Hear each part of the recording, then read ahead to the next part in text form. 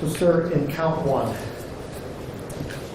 it's a charge of aggravated murder, which is an unspecified felony. It has a sexual motivation specification, a sexually violent predator specification.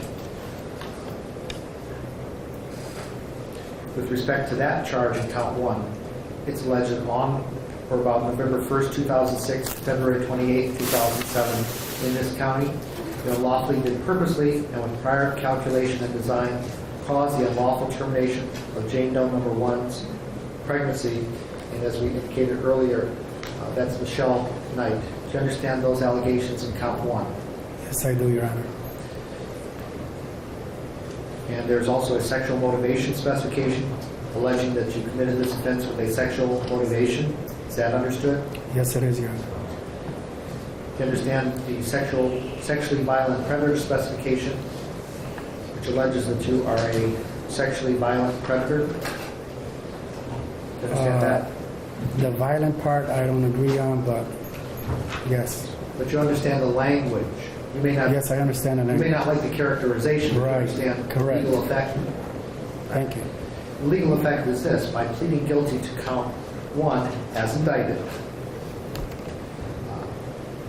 the penalty, and the only penalty, is life incarceration without the possibility of parole. Do you understand that? Yes, I do, Your Honor.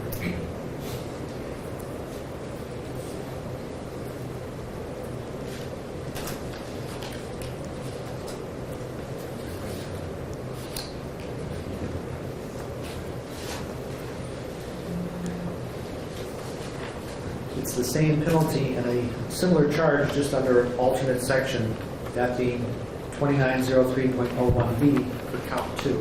Have you read that? Do you understand the allegations? Yes, I have, Your Honor.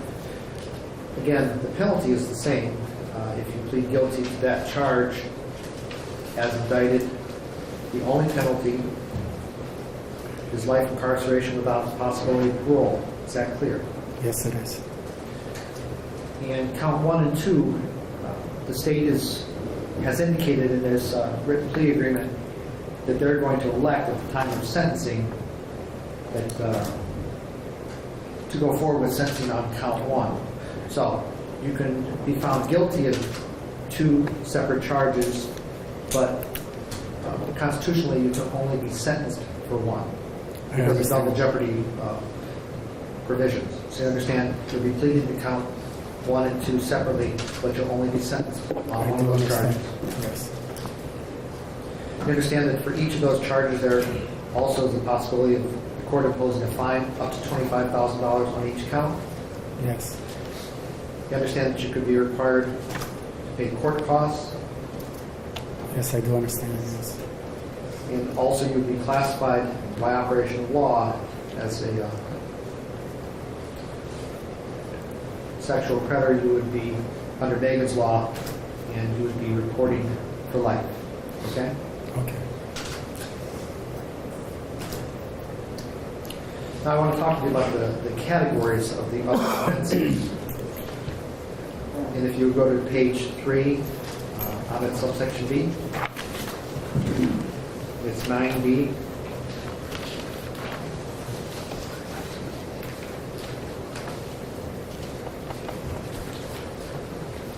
For any of the offenses that are listed in this 977 count indictment that are charged as rape in violation of revised code 2907.02A2 with sexually violent predator specification pursuant to revised code 2941.148A. You understand these are felonies of the first degree that were committed prior to September 30th, 2011.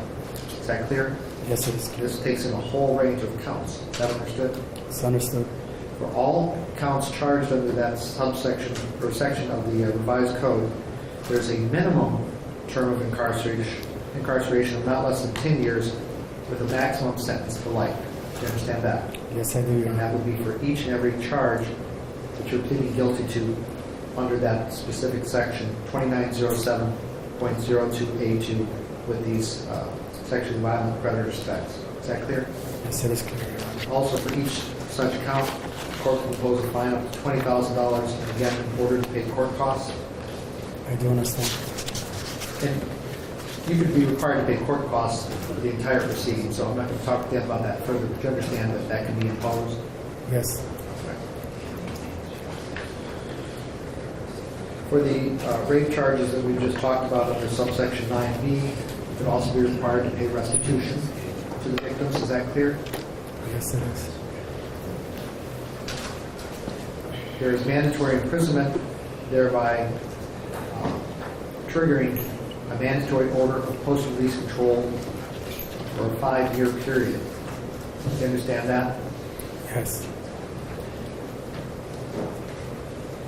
What that would mean to you is,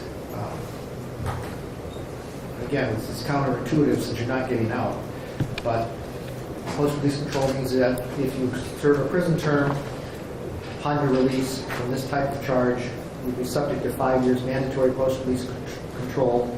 The adult parole authority would be required to supervise you for a 5-year period after your release. If you violated their rules, the adult parole authority could send you back to prison to do additional time to 1/2 the time that the court had imposed originally. Is that clear? Yes, it is clear. Yeah. And if you fail to report to your parole officer, you understand you could then be charged with a new crime of escape. I understand. Okay. By virtue of pleading to the type of rape charge under subsection 9B on counts 3 and now over to count 4, you also would be classified as a sexual predator under Megan's Law or as a Tier 3 sex offender, which is reporting every 90 days for life if you would be released from prison. Is that understood? I understand. And again, you're not going to be released, okay? I do understand that, and I knew that when I spoke to the FBI agents when I first got arrested.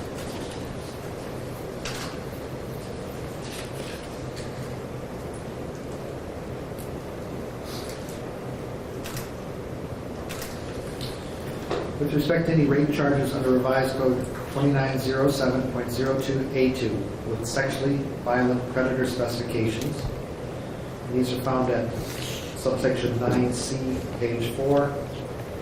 You understand that for those particular offenses, by pleading guilty, there's a minimum term of incarceration not less than 10 years with a maximum sentence of life. Is that understood? Yes, it is, Your Honor. You understand for each such offense, there's a fine up to $20,000. We're required to pay restitution, court costs. There would be a mandatory order of post-release control for a period of 5 years. So again, you'd be required to be supervised by the adult parole authority for a period of 5 years, as I discussed with you a few moments ago on the other count.